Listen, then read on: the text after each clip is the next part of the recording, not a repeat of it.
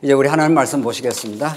하나님 말씀 요한복음 2장입니다. 요한복음 2장 13절 말씀입니다.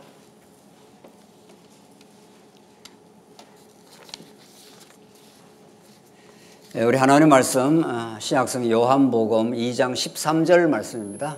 찾으신 줄 알고 봉독 드리겠습니다. 유대인의 유월절이 가까운지라 예수께서 예루살렘으로 올라가셨더니 성전 안에서 소와 양과 비둘기 파는 사람들과 돈 바꾸는 사람들이 앉아 있는 것을 보시고 노끈으로 채찍을 만드사 양이나 소를 다 성전에서 내쫓으시고 돈 바꾸는 사람들의 돈을 쏟으시며 상을 엎으시고 비둘기 파는 사람들에게 이르시되 이것을 여기서 가져가라. 내 아버지의 집으로 장사하는 집을 만들지 말라 하시니 제자들이 성경 말씀에 주의 전을 사모하는 열심히 나를 삼키리라 한 것을 기억하더라. 17절까지 우선 봉독드렸습니다. 마태, 마가, 누가, 요한복음이라는 성경의 4권의 복음서가 기록되어 있고 그것이 어떤 의미를 가지고 있느냐는 대단한 신학적 과제이고 지금까지 2000년에 걸쳐서 신학자들을 머리 아프게 하는 그런 연구 주제이기도 합니다. 복음서 한 권만 있어도 충분히 예수님이 이 땅에 약속대로 온 그리스도요, 이 땅에 하나님 나라의 성취자라는 것을 증명할 수 있어 보이는데 왜 하나님은 마태, 마가, 누가, 오늘 우리가 살피는 요한복음이라고 하는 이런 4권의 성경을 주셨는가? 이것은 우리가 성경 어디라도에서 확인하는 대로 진리의 그 통일성의 과제입니다. 4권이 상당히 문체도 다르고 똑같은 사건에 대한 설명 방식이 각기 다릅니다. 그렇다면 성경의 진리의 통일성을 어떻게 확보할 수 있느냐? 이것이 상대적으로 굉장히 중요한 문제입니다. 그런데 놀랍게도 성경은 다양한 기자들의 방식, 다양한 접근을 허락하고 있습니다. 마태는 이제 구약과 관련해서 그리스도의 직임으로, 마가는 그 직임으로 오신 그분의 신분이 어떤가, 하나님의 아들이라는 걸 앞에 내세우면서 신분을 설명하고, 이제 누가복음은 그 아들이신 그분이 이 땅에 아들이기 때문에 하나님의 모든 대권을 상속받았기 때문에 상속받은 그분이 이 땅에 하나님 나라를 사역을 통해서 이루어 가신다는 것이고, 이제 요한복음은 그 하나님 나라의 성취자로 오신 예수가 근본 본성이 어떤 분인가, 그것을 중점적으로 드러내고 있습니다. 그러니까 마태, 마가, 누가, 요한이 아주 그 색깔이 다채로운 거죠. 아주 다채롭게 전개되면서도 그게 전체적으로 하나님 나라를 이 땅에 성취하시는, 구약의 하나님 나라 언약을 이 땅에 이루시는 예수 그리스도에 대해서, 그리고 궁극적으로 하나님의 아들에 대해서, 그 아들은 아버지와 동격을 가지고 있는 그분이 곧 하나님이심을 우리에게 가르쳐준다. 이렇게 해서 우리는 마태, 마가, 누가, 요한복음을 정말 재미나게 읽을 수가 있는 거죠. 지루하게 뭐 예수는 그리스도라는 걸 왜 내 방식으로 보여주느냐, 이런 게 아니라 입체적이고 그 강조점이 다르고 그것이 전체로 모여서 그리스도 한 분에 대한 총체적 진리를 통일성 있게 우리에게 증거해 주고 있다. 그래서 성경의 말씀을 우리가 차근차근 공부하고 또 살펴가고 그 묘미를 읽어 나가면은 마태는 마태대로, 누가는 누가대로, 마가는 마가대로, 오늘 우리가 읽는 요한복음은 요한복음대로 그 맛이 다르고 또 우리에게 전달되는 그 스케일이 다른 거죠. 요한복음은 하나님 나라를 이 땅에 성취하러 오신 그분이 태초로부터 계셨던 분이고 그 안에 생명이 있음을 우리에게 증언을 하고 있습니다. 그분 안에서만 참 생명이 있고 어둠의 세상 가운데 빛으로 오셨다. 이게 우리 창세기의 모티브라고 그랬죠. 창세기에서 하나님께서 하늘과 땅을 지었는데 이 하늘과 땅이라는 이건 근본적인 이야기입니다. 예수님이 하늘과 땅을 통일시키러 왔다고 그랬지 않습니까? 하늘이라는 것이 하나님 계신 통치의 보좌를 상징하는 것인데 타락한 이후 아담이 그 하늘을 잃어버린 겁니다. 땅만 바라보고 사는 거죠. 땅에 속한 가치에 집착해 있고 중독되어 있습니다. 그것이 마치 인생을 행복하게 해주는 것처럼 거기에 몰두되어 있는 인생에게 하늘을 열어주신 거죠. 예수님이 하늘로부터 오신, 아버지께로부터 오신 메시아이기 때문에 그렇습니다. 그러니까 요한복음은 마태, 마가, 누가가 증언하는 그리스도에 대해서 하늘을 열어주는, 영혼을 열어주는 묵시 세계를 우리에게 가르쳐주는 그런 대단한 말씀입니다. 그래서 요한복음은 아주 평이하게 되어 있지만은 그 깊이와 넓이는 매우 심오하게 되어 있다. 우리는 그걸 전제하고 지금 공부를 가고 있습니다. 그래서 태초에 말씀이 계시니 말씀이 하나님과 함께 계셨고 그 말씀이 곧 하나님이시라. 이런 어마어마한 창조 이전의 영원 사건으로부터 설명이 되고 그 말씀이 육신이 되어 우리 가운데 거하심에 우리 가운데 장막을 치심에 해서 그 하나님의 존재와 그의 속성을 우리 가운데 함께 거하시는 장막으로 설명을 하죠. 말씀이 육신이 되어 우리 가운데 거하시니 거기에 하나님의 은혜와 진리가 충만하더라 이렇게 했기 때문에 장막을 친다 하는 것은 우리가 함께 한다. 성막이 되어 주신다. 구약의 하나님 나라는 성전으로 표현되는 거예요. 하나님 나라와 성전은 동전의 양면입니다.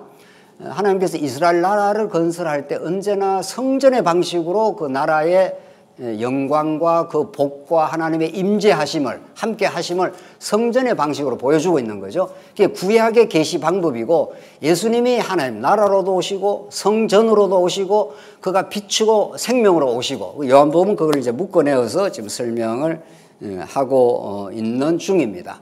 우리 지난 시간에 이제 예수님이 셋째 날 갈릴리 가나에서 혼례가 있었는데 포도주가 떨어졌고 물을 포도주로 바꾸는 그 표적 사건을 우리 지난 시간 확인했습니다. 구약의 하나님 나라는 늘 잔치로 표현합니다. 시편 23편에 그 하나님 나라의 그 흥겨움, 즐거움을 잔치로 표현하면서 내 잔이 뭐라고 그러죠? 넘치나이다. 이렇게 해서 하나님 나라는 그 잔치의 표상을 가지고 우리에게 다가옵니다. 하나님 나라는 탕자 비유에서도 나오죠. 탕자가 나갔다가 돌아왔을 때 아버지 집이 이제 하나님 나라인데 나갔다가 돌아왔을 때 좋은 옷을 입혀라. 또 뭐를 잡아라 그러죠? 살찐 소를 잡아라. 이렇게 해서 그 잔치를 벌이는 그 내용으로 표현이 되고 있습니다. 그러니까 잔치라는 것은 풍요하다, 즐겁다, 아버지의 그 기쁨을 누린다 이런 그 표상이라고 해요. 그런 상징인 거죠. 그러니까 하나님 나라를 그 잔치로 표현하는데 우리 지난 시간에 혼인 잔치에 포도주가 떨어져서 그 하나님 나라 기쁨이 상실된 겁니다. 그러니까 포도주를 먹고 함께 즐기고 그 신랑과 신부의 결혼을 축하하고 즐거워해야 되는 그 자리에 포도주가 떨어졌는데 거기에 이제 물을 포도주로 바꾸어 하나님 나라 기쁨을 회복시키는 우리 지난 시간 거기까지 그런 그 메시아의 표적 진정한 예수가 이 땅에 말씀으로 육신이 되어 오시면 우리 가운데 거하시고 하나님 나라가 우리 안에 임재하셨다. 성전의 방식으로 하나님께 가까이 갈 수 없는 인생들이 성전으로 나아갈 수 있고 하나님을 만날 수 있고 하나님의 영광을 누릴 수가 있는 거죠. 이제 우리 지난 시간 그런 그 하나님 나라의 그 기쁨이 상실된 혼인 잔치의 포도주의 표적을 통해서 물을 포도주로 바꾸는 그 기적을 통해서 예수가 메시아임을 하나님 나라의 실체로 오셨음을 그렇게 증언해 주고 있는 거죠. 그래서 마태, 마가, 누가는 하나님 나라 언어가 너무 많이 나옵니다. 압도적으로 많이 나옵니다. 여기저기에 하나님 나라가 왔다, 하나님 나라의 비유는 이렇다 이렇게 하는데 요한복음은 상대적으로 마태, 마가, 누가보다는 하나님 나라라는 직접적 용어는 적지만 하나님 나라를 가장 잘 표현을 하고 있습니다. 하나님 나라는 빛이 임한 나라고 생명이 있는 나라다. 포도주가 떨어진 그 자리에 포도주를 다시 만들어주는 하나님 나라 기쁨을 회복시키는 메시아가 왔다. 이런 요한복음의 특이한 그 용어로 하나님 나라를 설명을 하고 있는 거죠. 그러니까 마태, 마가, 누가와 요한복음이 조금 더 다르지 않습니다. 통일되어 있다는 거죠. 표현의 방식이 다른 거죠. 오늘 13절 오늘 봉독드린 말씀은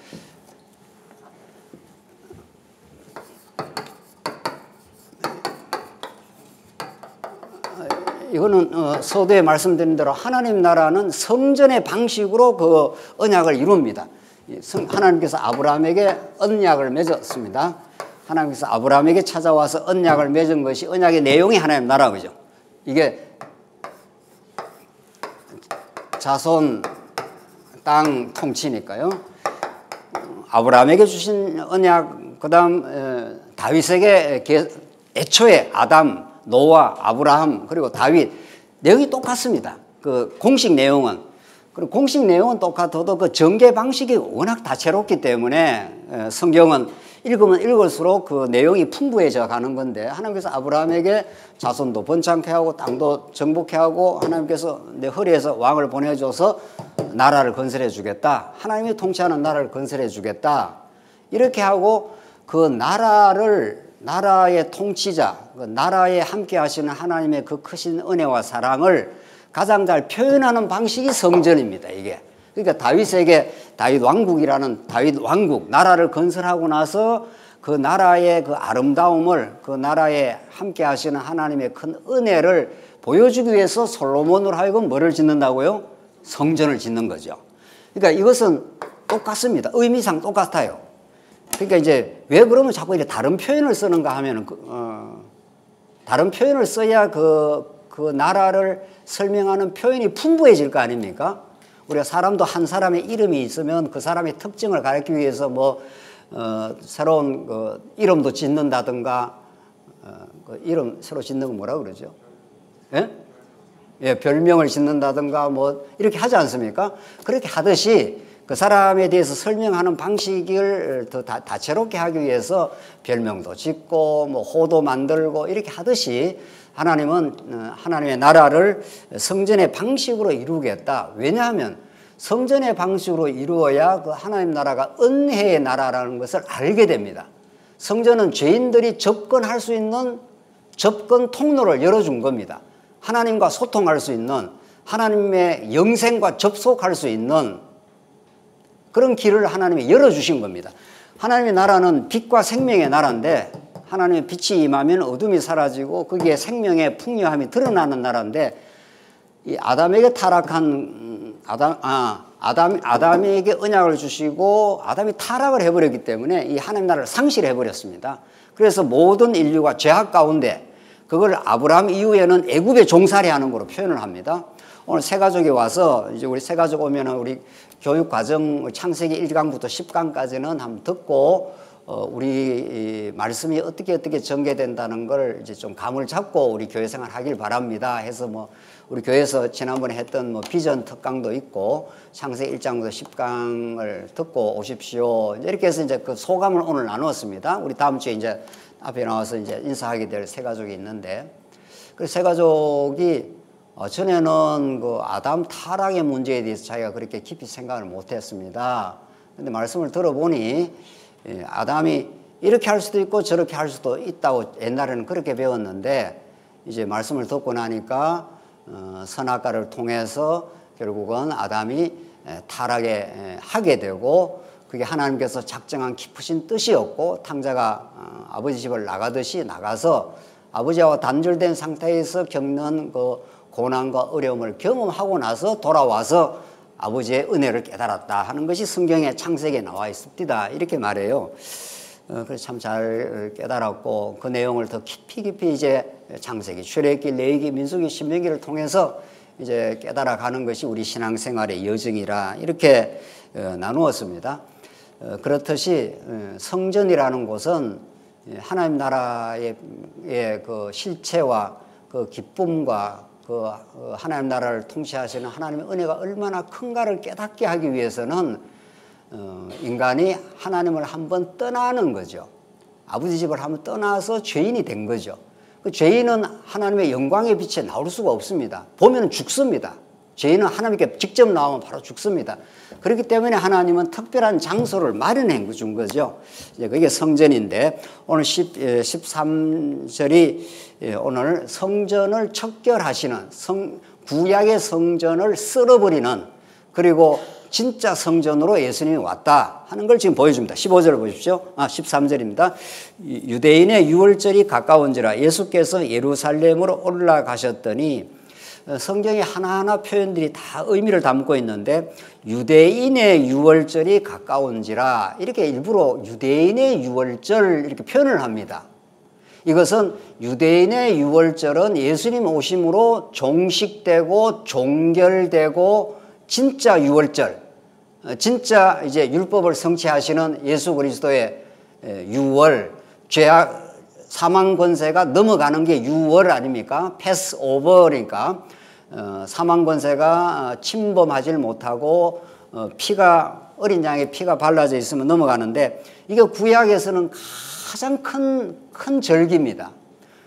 우리 뭐 오늘 내일 모레입니까? 저 모레 우리 1년 중 가장 큰 우리나라의 절기 구정 뭐 설날이라 해서 성도님들 고향도 가시고 하는데 이 당시 유월절은 가장 큰 절기입니다. 어마어마한 그 객지에 이방에 사는 사람들이 유월절 모였다고 합니다. 예. 뭐 추산해서 50에서 뭐 100만 정도 뭐 정확한 수는 몰라도 엄청나게 많은 사람들이 이제 모이는 때입니다.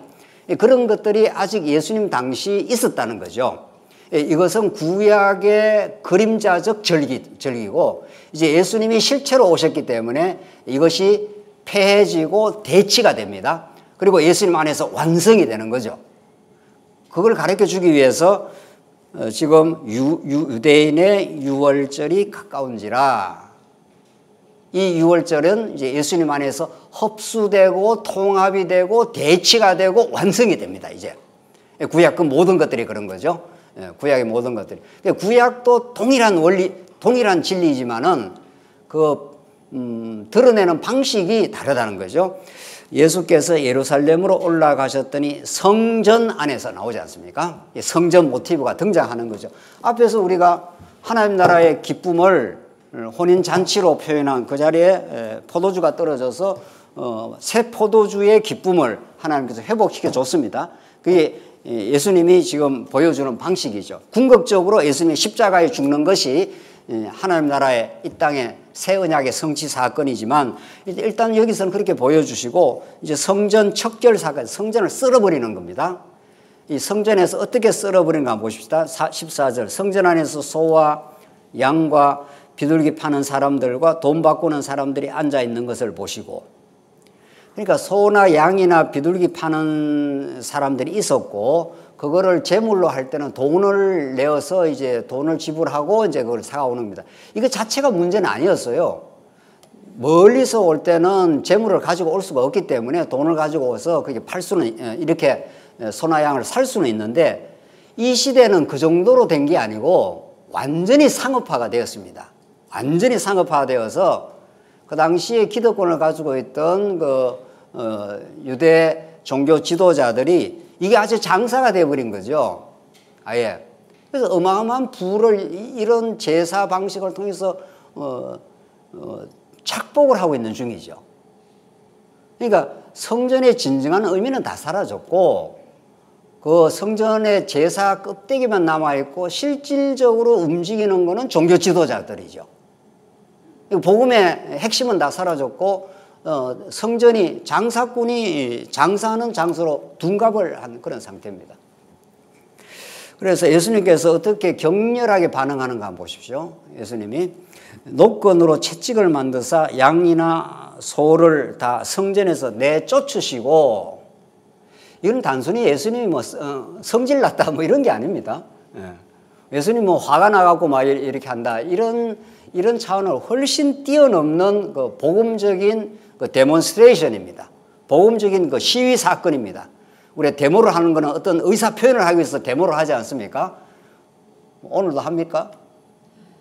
저쪽에 지금 하고 있잖아요. 오늘은 좀 쉬는 것 같은데. 그 사람들이 많이 군중들이 모이는 것은 자기들의 정치적 의사 표현을 하고 있는 거죠. 뭐에 대해서 반대한다. 뭐에 대해서 찬성한다. 이렇게 어떤 의사를 표현할 때 그 데몬스트레이션 하는 거죠. 사람들이 모여서 결집해가지고 막 구호를 외치고 하는 거죠. 그 예수님이 지금 어떤 의사 표현을 하고 있는 겁니다. 단순히 예수님이 화가 나가지고 무슨 상을 둘러엎고 왜 우리 뭐 성질나면 뭐 상을 둘러엎고 뭐 이렇게 하는 뭐 경우가 있잖아요. 그런 걸 해본 적이 없습니까? 이런 비밀을 이야기하지 말아야 되는데 저는 그런 경험이 있습니다. 좌우지 않고 너무 길게 이야기하면 상심할 것 같으니까. 노건으로 채찍을 만들어서 양이나 소를 다 성전에서 내쫓으시고, 이렇게 무슨 의사를 지금 표현하고 있는 거죠. 이게 시위를 하고 있는 거죠, 예수님이. 단순 화가 났다 이런 차원이 아니라는 거죠. 돈 바꾸는 사람들의 돈을 쏟으시며 상을 엎으시고, 이 막 엎어대는 거죠. 그 당시에 그 장사로 둔갑이 되어 있는, 그러니까 성전 기능은 다 사라졌습니다. 성전은 정말 고상한 것이고 거룩한 것이고 죄인들이 여기 와서 용서를 받는 곳이고 하나님을 만나는 곳입니다. 우리 늘 성전을 이렇게 그립니다만은 여기가 하나님 계시는 곳이고 죄인들은 여기 접근 불가능합니다. 이 안에까지는 뭐 유대인들은 여기 안뜰까지는 들어올 수 있지만 여기서 양을 한 마리 죽여야 되는 거죠. 죽여 그 피를 씻어서 여기가 이제 죽이는 곳이고 여기가 씻는 물두멍입니다. 여기가 번제 죽이는 곳이니까 누구 하나 죽어야 됩니다. 죽고 피를 가지고 여기서 씻어야 됩니다. 깨끗하게 씻어야 됩니다. 피가 튀고 막 했으니까 씻어서 비로소 성소에 들어갈 수 있고 지성소에 들어갈 수 있고, 그리고 일반 백성은 이게 못 들어가지 않습니까? 아무나 여기 들어갈 수가 없습니다. 백성들은 여기까지만 들어가는 거고요. 그러니까 제사장이라야 이 성소에 들어갈 수 있고, 그리고 1년에 한 번 대제사장이라야 여기가 법궤가 있는 곳이니까 여기가 시온소입니다. 은혜가 시온소니까 은혜가 베풀어지는 장소입니다. 여기에는 피가 반드시 필요합니다. 그러니까 피를 뿌려야 되는 거죠, 대제사장이. 이게 얼마나 가시적인 하나님의 계시의 절정인지 모릅니다. 이것 하나로 하나님이 어떤 분인가를 압축하고 있는 거죠. 그러니까 광야에서는 성막 짓는 것이 자세하게 나와 있지 않습니까? 출애굽기 후반 레위기 제물을 어떻게 갖다 바치라는 게 자세하게 나와 있습니다. 구약의 모든 활동은 성전을 중심으로 해서 이루어집니다.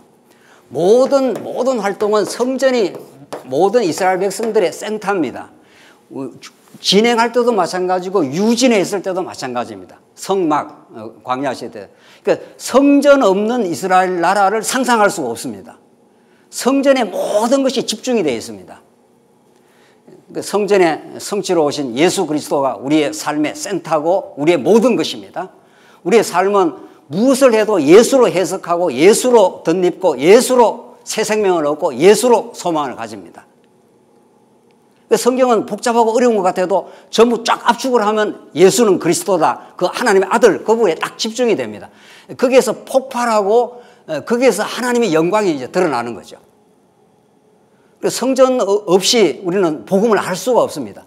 그런데 예수님이 지금 유대인의 유월절날 와서 성전, 구약의 그림자적 성전, 이미 변질된 성전, 그걸 엎는 혁명적 사건을 일으킨 거죠. 그러니까 구약의 껍데기 성전, 구약이 나쁘다는 의미는 아니지만 거기에 본질이 사라지고 껍데기만 남아있고 장사꾼의 처소가 된 이걸 예수님이 뒤엎어서 내가 성전이다 이제 이렇게 오는 겁니다. 예수님이 건물 성전은 다 이제 예수님 오심으로 청산이 되고 예수님이 어떤 분이라는 것을 여기에 나오는 모든 사건이 여기 있는 하나하나 사건들이 다 예수님과 관계가 되는 거죠.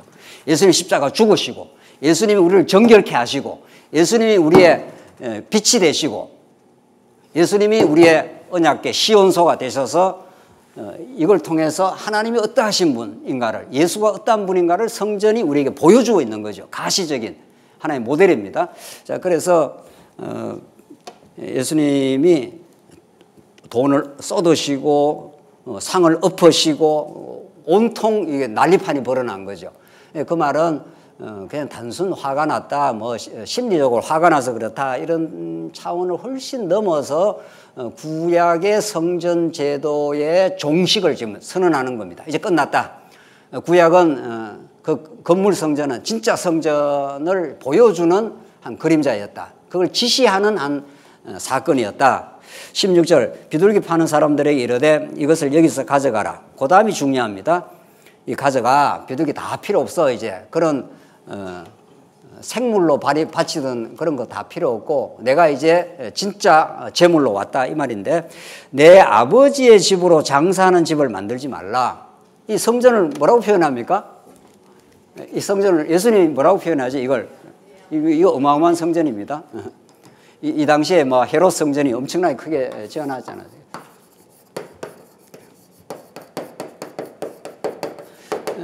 예수님이 이 성전의 소유권자임을 자기가 선언을 하는 겁니다. 우리가 어떤 집이 있으면 집의 주인이 이 집은 내 거다 이렇게 하면은 그 뭐 등기에다가 이름을 올리고 뭐 그렇게 하지 않습니까? 그럼 다른 사람이 그 집의 어떤 권한을 말할 수가 없죠.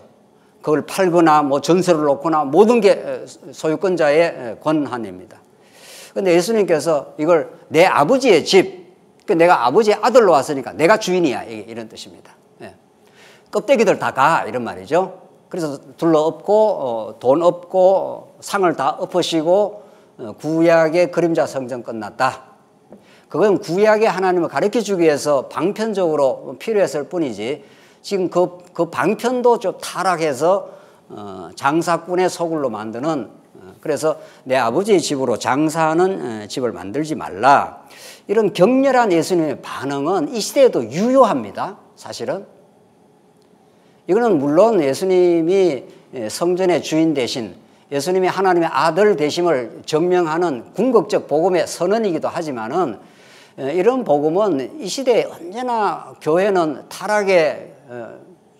타락할 유혹에 직면해 있고, 중세 보십시오. 중세 천년의 세월 그 의리의리한 베드로 성당 그 장사꾼인 거죠. 그게 무슨 뭐 하나님이 계시는 뭐 성당이 되겠습니까? 그게 예수 그리스도의 영광은 다 사라지고 교황의 그 거짓 권위와 그 가르침, 너희들 와서 내 그 영성체라 그러지 않습니까? 내가 주는 이 떡을 먹어야 너희 구원이 있다. 그런 말이 어디 있냐고요. 세상에 목사가 주는 어떤 그게 구원을 주고 안 주고 하는 권한이 있냐고요. 없습니다. 그런 거. 예수님이 하늘의 생명의 산떡으로 오셔서 우리가 예수를 믿으면 그의 몸과 살을 먹고 마시며 우리가 영원한 생명을 얻었고, 단지 뭐 성례를 잠시 베푸는 것은 예수님이 이렇게 우리의 몸과 살이 돼 주셨습니다. 그 영생이 예수 안에 있습니다. 그걸 그냥 가시적으로 한번 가르쳐주고 하기 위해서 그걸 하는 것이지, 그걸 먹느냐 안 먹느냐에 따라서 구원과 멸망이 결정되겠냐고요. 그러나 천년 중세는 그게 통했던 세월이 있습니다. 그래서 면죄부에 돈이 땅그랑 떨어지는 순간에 여러 개 있는 영혼들이 천국으로 올라간다. 이 수많은 사람들이 거기에 돈을 갖다 바쳤지 않습니까? 그게 무슨 장사, 그거는 무슨 종교 거래꾼이 된 거죠. 종교를 이용해서 그걸 배를 불리게 되는 거니까. 그런 세월이 다 있었습니다. 그런 세월이. 오늘날 개신교라고 안 그러라는 법이 없습니다. 하나님의 복음의 말씀에 이끌림을 우리가 받지 않으면은 종교처럼 타락하기가 좋고 종교처럼 그럴듯한 종교 사기가 있을 수가 없습니다. 그래서 오늘 예수님이 내 아버지의 집으로 장사하는 집을 만들지 말라 하면서 예수님이 엎으시고 예수님이 진짜 십자가에 죽으시고 부활하셔서 영생의 하나님 나라의 근거가 돼 주셨다. 내가 성전이다 이렇게 된 거죠. 우리는 이 건물을 성전으로 안 보지 않습니까? 이미 우리는 그렇게 우리가 복음을 확인해 왔기 때문에 하나님께서 우리는 좋은 이렇게 건물 주셔서 우리 성도들과 말씀을 잘 나눌 수 있고 또 우리 교제할 수 있고 또 오고 오는 우리 젊은 세대들한테 복음을 전가할 수 있는 좋은 장소로 주셨다. 감사할 일이다. 이렇게 우리가 받아들이지 이 건물을 뭐 거룩시 한다든가 그렇게 하지 않습니다. 그렇지 않아요? 그래서 우리는 오늘 예수님이 하시는 이 성전의 소유권의 주장입니다. 예수님만이 내 권한이 있다. 내가 성전의 참 주인으로 왔다. 내 아버지다. 이 성전의 주인이 내 아버지시다. 이런 말이죠. 17절 제자들이 성경 말씀에 주의 전을 사모하는 열심히 나를 삼키리라 한 것을 기억하더라. 그러니까 이 당시 제자들이 성경을 잘 알고 있습니다.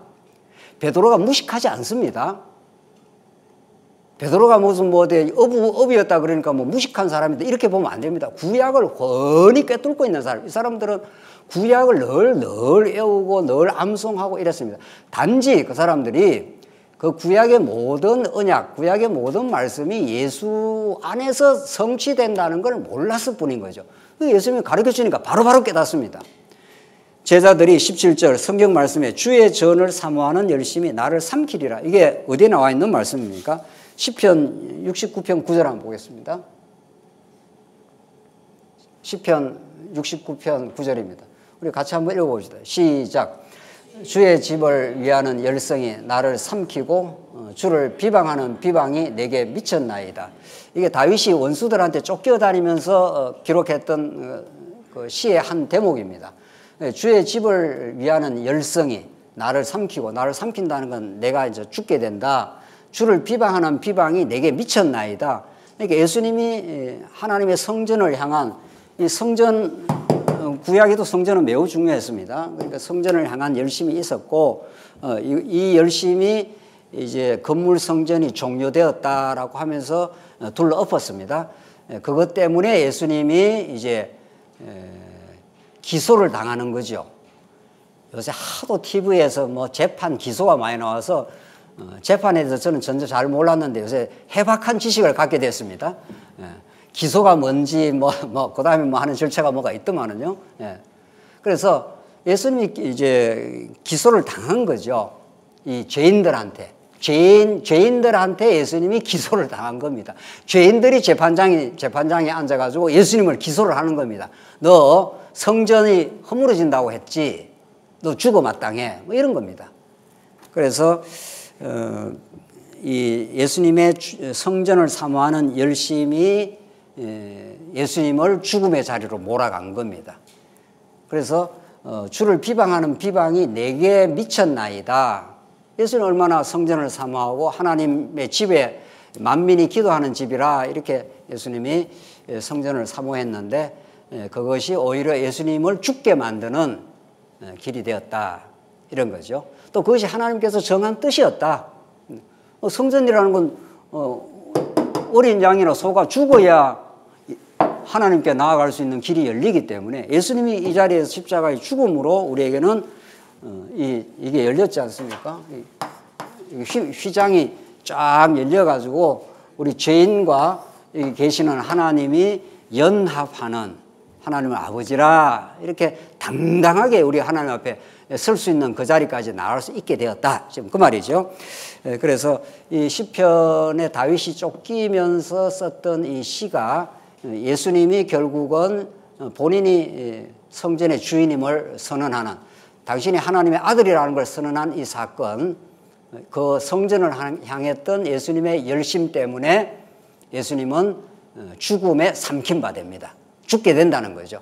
그 예수님의 죽음이 또 우리에게는 생명의 근거가 되어서 복음이 된 거죠. 18절 보십시다. 예, 유대인들이 대답하여 예수께 말하기를 내가 이런 일을 행하니 무슨 표적을 우리에게 보이겠느냐. 유대인들은 끊임없이 예수님이 왔는데도 자꾸 표적을 보여달라 지금 그런 거죠. 19절 예수께서 대답하여 이르시되 너희가 이 성전을 뭐라고 그럽니까? 헐라 내가 사흘 동안에 일으키리라. 유대인들이 이르되 이 성전은 46년 동안에 지었거늘 내가 3일 동안에 일으키겠느냐 하더라. 이게 예수님의 말씀 선언 중에 가장 혁명적 선언입니다. 그리고 유대인들을 가장 비위를 거슬리게 만든 말씀인 거죠. 유대인들은 건물 성전이 자기들의 전부라고 생각하고 건물 성전에서 모든 것이 이루어지고 거기에 하나님의 은총이 평화가 임한다고 생각하는데 그거 다 헐어버리라는 거죠. 얼마나 유대인들에게는 그 충격적 내용인지 모릅니다. 만약에 예수님이 오셔서 이 건물 다 헐어버려라 이러면 건물 지으면서 애쓰고 수고했던 우리 사람들에게 엄청난 충격이 되겠죠. 뭐 얼마나 충격이 될지는 모르겠습니다만은 그 정도가 아닙니다. 46년 동안 지었고 모든 걸 다 바쳐서 지었던 것이 헤롯 성전입니다. 물론 그전에는 이제 에스라 성전 그걸 또 보수하고 이렇게 해서 인간이 보이는 가시적 공적인 거죠. 그 건물 뭐 이런 거죠. 그걸 예수님이 깡그리 무너뜨리라고 합니다. 깡그리. 그리고 내가 3일 만에 다시 짓겠다. 이걸 도저히 유대인들은 소화를 할 수가 없습니다. 네가 무슨 소리 지금 하는 거냐 이런 거죠. 46년 동안 지어건을 내가 3일 동안 일으키겠느냐. 이것이 예수님을 이제 십자가로 몰고 가게 되는 경우입니다. 21절 그러나 예수는 성전된 자기 육체를 가리켜 말씀하신 것이라. 예수님 십자가에 죽으셨다가 부활하심으로 우리에게는 이제 영생의 근거가 되시고 이 땅에 우리가 살지만 하늘을 되찾아주는, 우리 오전 시간에도 고엘이라고 하는 기업을 물을 자 보아스가 룻이 주인공이 아니라 사실은 룻이라는 이방 여자를 하나님이 사용하셨고 보아스를 만나서 기업을 되찾아주는, 그래서 하나님 나라를 회복하시는 예수님이 십자가에 죽고 부활하심으로 여러분과 저에게는 하나님 나라를 되찾아준 겁니다. 우리는 창세전에 하나님 나라 백성이고 창세전에 하나님 나라가 영원히 있습니다. 그러나 하나님의 그 은혜를 알게 하기 위해서 죄악 가운데 우리를 잠시 가두셨다가 예수님 찾아오셔서 우리가 잃어버렸던 하나님 나라의 땅을, 그 신령한 땅을 되찾아 주셔서 성전이 되어 주셨습니다. 그래서 하나님과 우리가 하나가 된 거죠. 하나님과 하나됨. 이게 우리에게는 구원이고 우리가 천국이고 그렇습니다. 22절 죽은 자 가운데서 살아나신 후에야 제자들이 이 말씀하신 것을 기억하고 성경과 예수께서 하신 말씀을 믿었더라. 제자들은 늘 예수님 가르침에 대해서 어떻게 반응을 했습니까? 예수님 언제나 말씀하시면 제자들은 요한복음에 계속 나옵니다. 유대인들도 그렇고 제자들도 그렇습니다. 예수님의 이거 오해 기법이라 그러는데, 하늘의 것을 가르쳐 주기 때문에 제자들이 그걸 적시 알아듣습니까? 못 알아듣습니까? 전혀 못 알아듣습니다. 내가 하늘에 산 떡으로 왔다 그러니까 예수님한테 뭐 먹을 거 갖다 들었습니까? 뭐 이렇게 하는 거죠. 예수님은 하늘의 메시지를 전하고 제자들과 유대인들은 그걸 뭘로 번역을 하고 있습니까? 땅의 것으로 번역을 하고. 이거 알지를 못합니다. 예수님 3일 만에 부활하겠다 하니까 그 당시에는 예수님의 뜻을 알았단 말이에요? 몰랐단 말입니까? 모릅니다. 뭔 사람이 죽었다가 살아나. 지금 이런 거죠. 그러니까 스승의 깊은 가르침은 그 동양고전에도 그런 말이 많이 나옵니다. 스승의 깊은 가르침을 받는 제자는 그 즉시 스승의 가르침을 깊이 깨닫지를 못하고 시간이 좀 지나서 어떻게 해요? 좀 지나야 그 스승의 가르침을 후에 알았더라. 뭐 이런 말이 있습니다. 좀 아주 재미있는 표현인 거죠.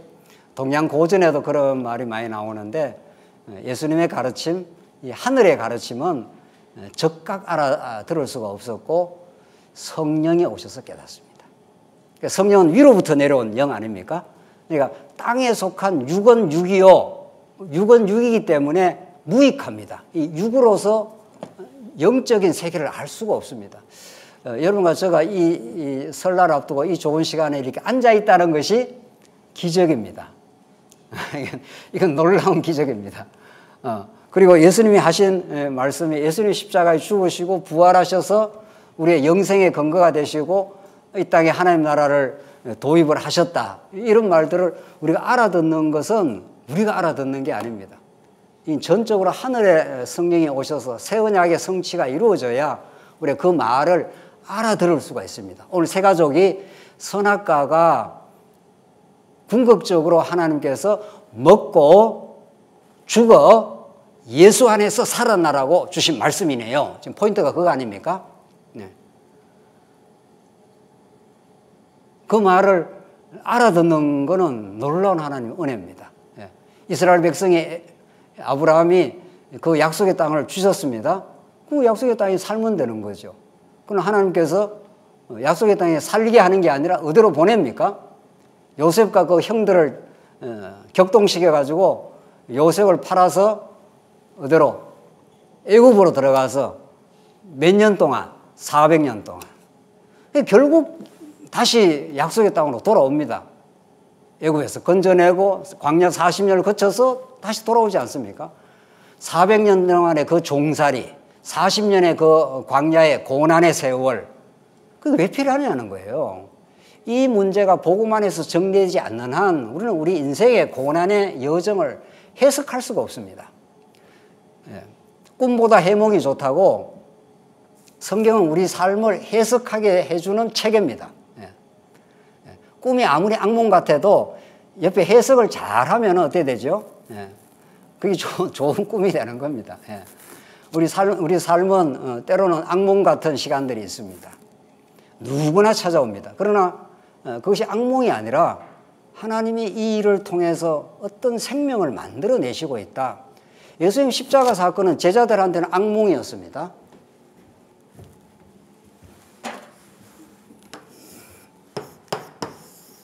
이 말이 쉬워서 우리가 십자가 그러지, 십자가는 하나님의 아들의 죽음입니다.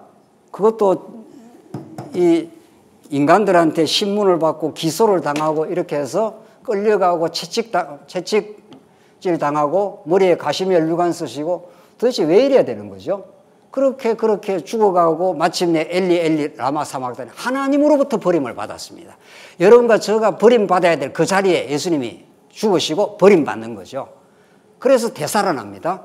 그래서 이 죽고 부활하시는 이걸 우리는 성전 사건이라고 하는데, 이걸 복음으로 깨닫게 될 때 우리는 비로소 우리의 삶의 고난과 죽음의 정상을 해석을 해낼 수가 있습니다. 안 그러면 우리 삶은 의문투성입니다. 왜 내게 이런 일이 일어나야 돼? 이런 거죠. 왜 내게 이런 숨막히는 갈등 구조세에 살아야 돼? 이런 거 아니에요? 못 태어납니다. 하나님께서 딱 직장이 어려운 속에 딱 집어넣어 놓으면은 우리 스스로 나올 수가 없습니다. 때가 돼야 나오고 하나님께서 열어주셔야 나옵니다. 그걸 해석할 수 있는 지도를 우리에게 주신 겁니다. 우리는 어느 위치에 와 있고 앞으로 어디로 갈 것이고 이 의미가 무엇이라는 걸 가르쳐 주는 거죠. 성전은 그런 풍요하고 놀라운 죽음의 의미와 생명의 진리를 가르쳐 주는 겁니다. 여기 한 사람이 여기 한 사람이 아니라 어떤 양이, 구약에는 양이 죽으면 하나님과 되살아납니다. 그래서 우리는 날마다 육체를 하나님께서 십자가에 못 박고 죽여가게 하시고 되살아나게 하시고 예수 안에 새 생명을 가지고 살도록 그렇게 만들어 주시는 거죠. 이것이 제자들이 나중에 깨달았다 하지 않습니까? 제자들은 육체를 가지고 있기 때문에 예수님의 가르침을 그 하늘의 신령한 세계를 도무지 알아들을 수가 없었습니다. 그러나 하늘에 오르사 하늘에 앉히시고 예수님이 하늘 보좌에서 성령을 보내셔서 하늘과 땅을 여신 거죠. 그래서 이게 하늘과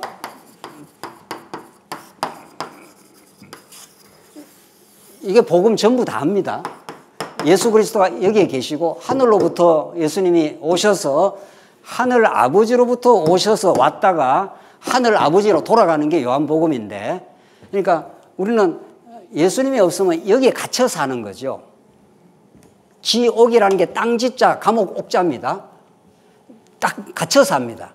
더 이상의 세계가 열리지 않습니다. 예수를 만나지 않은 한. 예수를 만나면 드디어 하늘이 열리고 내 인생을 해석할 수가 있습니다. 하나님께서 뜻이 계셔서 이 땅에 보내셨네요. 하나님께서 뜻이 계셔서 내게 이런 일들을 겪게 하셨네요. 하나님 뜻이 계셔서 이제 새하늘과 새 땅으로, 우리 어제도 우리 장로님 하나님 부르셔서 90세를 사시고 이렇게 가시지 않습니까? 그러니까 우리가 그런 우리 장례 식상에서 그런 이야기를 나눠요. 우리가 예수를 안 믿는다면은 오늘 이 장례식장은 뭘로 해석을 할 것인가? 캄캄합니다. 예수를 안다는 것은 우리의 삶의 의미를 아는 거고 고난의 의미를 알고 죽음을 해석할 수가 있습니다. 예수 안에 죽는 자 복이 있도다. 이렇게 우리는 이야기하는 겁니다. 어느 세상 사람들이 죽음을 복이 있다도 그렇게 해석을 하냐고요. 아무도 그렇게 해석을 못합니다. 해석할 수가 없습니다. 죽음이 뭔지, 죽음의 이유가 뭔지 아무도 모릅니다. 그러면 삶을 알 수가 있습니까? 산다는 게 뭔지 알 수 있습니까? 아무도 모릅니다. 그냥 던져져 있으니까 육신이 질겨서 살 뿐입니다. 예수 안 믿으면. 먹어야 사니까 먹을 뿐입니다. 모를 뿐입니다. 아무것도 모릅니다. 산다는 게 뭔지, 내 인생의 가치가 뭔지, 우리 아이들 저 앉아 있잖아요. 아이를 왜 키우는지 아무도 모릅니다. 그냥 낳았으니까 기르는 것 뿐입니다. 아주 맹목적으로 사랑할 뿐입니다. 그러나 우리는 그렇게 해석하지 않습니다. 하나님이 우리에게 영생을 주셨고 우리 자식을 주신 것도 하나님께로 더 인도하는 길이라고 믿고 죽음도 예수님을 만나러 가는 길이라고 우리는 믿습니다. 그래서 생로병사가 불교의 화두였는데 그렇잖아요. 왜 살고 왜 늙고 왜 아프고 왜 죽어야 되는지 아무도 답을 주지 않습니다. 오늘 이 성전은 우리에게 영생을 주시고 삶과 죽음의 해답을 우리에게 주시고 있습니다. 23절 6월절에 예수께서 예루살렘에 계시니 많은 사람이 그의 행하시는 표적을 보고 그의 이름을 믿었으나 예수는 그의 몸을 그들에게 의탁하지 아니하셨으니 이는 친히 모든 사람을 아심이라. 이 말씀을 왜 이 성전 척결 사건 이후에 딱 붙여놨겠습니까? 왜 이걸 붙여놨죠? 예수님은 그 사람들에게 자기 몸을 의탁하지 않았다는 겁니다. 왜? 친히 그 사람들을 다 알고 있기 때문에. 인생의 연약함. 여러분들 만약에 여러분과 저의 마음을 비디오로 이렇게 쭉 마음을 이렇게 누가 보여준다면 그 사람하고 교제하겠습니까? 그 사람이 일주일 내내 갖고 있었던 엉터리 같은 생각, 탐심, 욕망, 허탄한 생각 뭐 그런 것들을 쭉 만약에 다 보여주면 우리가 넥타이나 메고 이렇게 서 있으니까 교제하지 우리의 속마음을 만약에 훤히 다 보여주면은 아이고 저 사람하고 평생 상종할 사람 아니다 그럴지도 모르죠. 하나님이 우리의 속판을 너무도 잘 아십니다. 그 어리석음, 그 연약함, 그 배반 자기 좋을 때는 좋다 그랬다가 싫을 때는 언제나 조변석계로 뒤집어짐 이걸 예수님 너무 잘 아십니다. 그러니까 그런 인생을 의탁을 안 한다 이런 말입니다. 그런 인생. 예수님 홀로 오시고 홀로 가셨습니다. 그리고 우리를 너무도 사랑하신 겁니다. 오늘 마지막 표현 보십시다. 25절. 또 사람에 대하여 누구의 정언도 받으실 필요가 없었으니 사람으로부터 뭐 예수님의 진리됨을 정언받을 필요도 없다. 이는 그가 친히 사람의 속에 있는 것을 아셨음이라. 그 인간의 허망된 생각 어리석은 그런 자기 계산 속 말이죠. 우리 얼마나 계산을 많이 하고 삽니까? 자기 유익이 뭔지를 머리가 너무 잘 돌아갑니다. 우리는 그때마다 자기 유익 따라 판단하고 돌아갑니다. 그런 우리가 하나님을 섬긴다, 교회를 섬긴다, 어불성설입니다. 만약 여러분과 저에게 순수한 신앙과 귀한 연보와 교회 섬김이 있다면 성령이 하시는 일입니다. 그건 전적으로 성령이 하시는 일입니다. 우리 옛사람의 소에게 하는 일이 아닙니다. 하나님께서 우리에게 찾아오셨고 우리의 연약함과 어리석음, 우리의 죄악됨, 자기중심성 이런 걸 너무도 잘 아시기 때문에 우리를 그냥 사용하지 않습니다. 성령이 오셔서 우리를 새 피조물이 되게 하시고 우리 안에 예수를 통치를 받게 하셔서 그의 통치 속에 살게 하십니다. 그래서 우리도 모르게 교회를 봉사합니다. 하나님 어쩌다가 내 이렇게 교회를 봉사할 수 있었나이까? 우리가 사랑하는 지체들을 위해서 이렇게 짐을 질 수 있었는지 우리는 내 마음을 나도 알 수 없습니다. 큰 놀라운 은혜입니다. 그래서 우리가 죽도록 주를 위해서 봉사한다 하더라도 그것이 주님이 하게 하신 일입니다. 그 은혜의 영광을 높이 찬양하고 새하늘과 새 땅 가서 영원히 찬양할 것입니다. 오늘 요한복음의 메시지는 너무도 깊고 놀랍습니다. 예수님이 우리 인간들한테 자기의 몸을 의탁하지도 않습니다. 인간을 너무도 잘 아시기 때문입니다. 그래서 우리를 덮어주시고 용서하시고 하나님의 자기 백성을 만들어 주십니다. 그리고 성령이 오셔서 그 진리를 깨닫게 하시고 일하게도 하시고 그 영광을 하나님께 돌리게 하실 것입니다. 그 진리 안에 여러분과 제가 참된 복된 길을 가시기를 간절히 바랍니다. 기도하십시다. 자비하신 하나님 아버지 은혜를 감사합니다. 우리가 무시간데 예수님 이 땅에 찾아오셔서 육의 몸을 입으시고 저주받은 바 되어 십자가에 죽으시고 우리에게 새 생명 주셔서 참으로 감사합니다. 이는 새 창조물이 되었사오니 이제 하나님 안에서 사는 이 기쁨을 세상이 알지 못하는 그 참된 평안을 누리게 하시옵소서. 예수님 이름으로 기도하옵나이다. 아멘.